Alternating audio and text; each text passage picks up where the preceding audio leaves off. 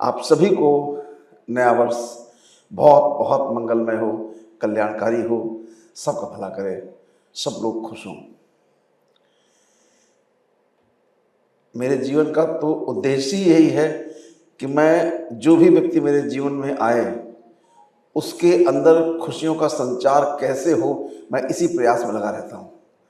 वो चाहे फैकल्टी हो, चाहे स्टूडेंट्स हो, और चाहे मरीज हो, कर्मचारी हो, उनकी खुशी ही मेरी खुशी है। और ये टीम वर्क है, तो जब वेवलेंथ मिलती है तो काम करना बड़ा सहज हो जाता है।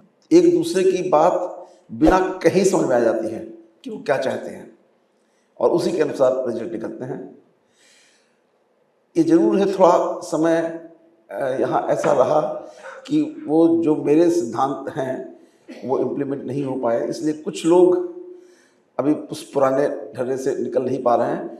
लेकिन पूरी उम्मीद है कि इस नए वर्ष में सबके अंदर वो ऊर्जा का संचार हो जाएगा।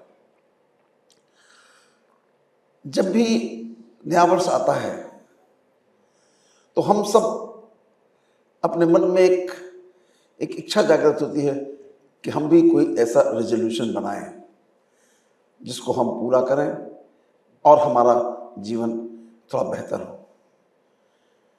मैं इससे थोड़ा सा इतर कहता हूं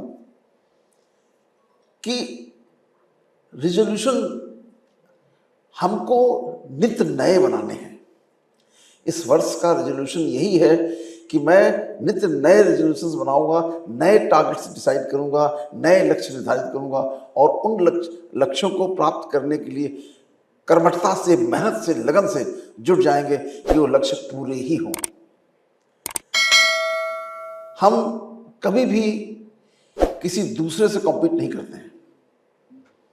मेरा शुरू से ये रहा है कि मैं कभी दूसरे से कम्पीट नहीं करता। मैं स्वयं अपने आप से कम्पीट करता हूँ, और यही मैं दूसरे को सिखाता हूँ कि आप अपने आप से कम्पीट करिए कि कल से मैं आज कितना बेहतर हुआ। हर दिन देखिए क्या बेहतरी मेरे अंदर आई, मेरे जीवन में कितनी खुशहाली बढ़ी। जीवन में सिर्फ एक ही चीज़ चाहिए होती है, और कुछ नहीं चाहिए होता है। सारे काम उसी लिए करते हैं कि हमको सुख, शांति और आनंद की प्राप्ति हो। उसी में ये सारे स्टेप्स हैं, पढ़ाई लिखाई, नौकरी, काम, सब उसी के स्टेप्स हैं। लेकिन ऐसा कोई काम नहीं होना चाहिए जिससे हमारी सुख शांति भंग हो। हमारे मन के अंदर जो उमंग उत्साह है उसमें कभी कोई कमी आए, तो यदि कुछ भी आप प्राप्त करते हैं और उसमें अगर उमंग में, उत्साह में, मन की शांति में अगर कमी होती है तो समझिए प्रगति नहीं है। आप धन कितना भी इकट्ठा कर लीजिए, पावर कितनी भी ले लीजिए, और यदि आपके अंदर से संतुष्टता नहीं है तो आपका सब बेकार है, वो सब कुछ बेकार है। और ये मैं सत्य पूरे कमिटमेंट के साथ कहता हूं कि धन, संसाधन, पावर ये माध्यम है उस लक्ष्य की प्राप्ति के लिए, ये लक्ष्य नहीं है। और एक और बहुत महत्वपूर्ण चीज है कि हमको ये हम इस यूनिवर्स के एक पार्ट हैं, हम इससे अलग नहीं हैं। यूनिवर्स एक निरंतर चलने वाली प्रक्रिया है, हम रुक नहीं सकते हैं।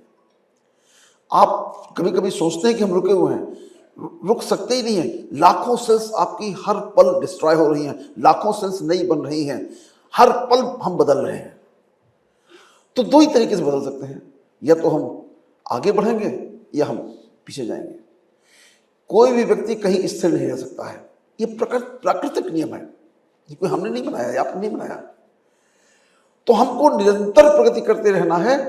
टिप पे, लक्ष्य पर भी नहीं आप रुक सकते हैं, क्योंकि वो टिप कभी कभी लोग कहते हैं बड़ी नुकीली होती है, वो रोका नहीं सकता। ऐसा नहीं है, क्योंकि ये गतिमान है इसलिए आप वहां नहीं रुक सकते हैं।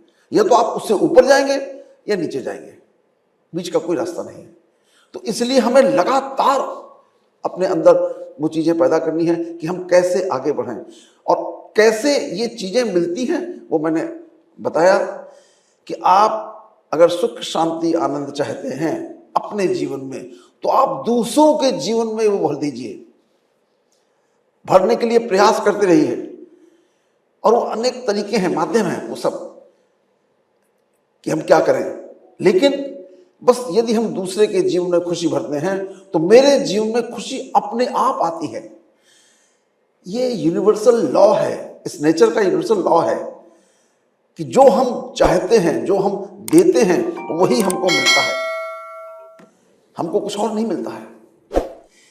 क्योंकि हम चाहते गलत हैं दूसरों के प्रति, इसलिए हमको गलत मिलता है।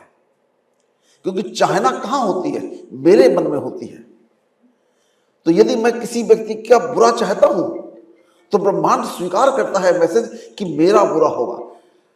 वो चाहता है कि ये व्यक्ति अब बुरा होने से खुश होता है, तो इसका बुरा करो।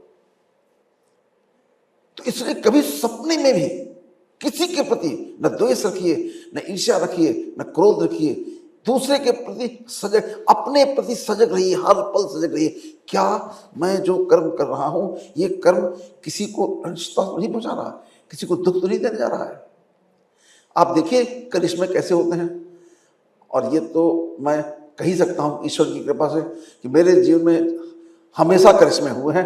मैंने बहुत, एक करिश्मा बताऊं, मैं हजारों करिश्मे बता सकता हूं जो मेरे जीवन में घटित हुए हैं, और वो सिर्फ इसी एटीट्यूड के कारण हुए हैं। आपको सुनकर के आश्चर्य होगा, अजीब अजीब तरीके की होती है करिश्मे जिनको आप महसूस नहीं कर सकते हैं। सुप्रीम कोर्ट में बैठा हुआ जज, आप यहां संकल्प करिए, वही ऑर्डर लिख देगा वो। लेकिन संकल्प पूरी कर्मठता से करिए ना, पूरे कमिटमेंट के साथ करिए। ये कोई उसमें संशय मत रखिए।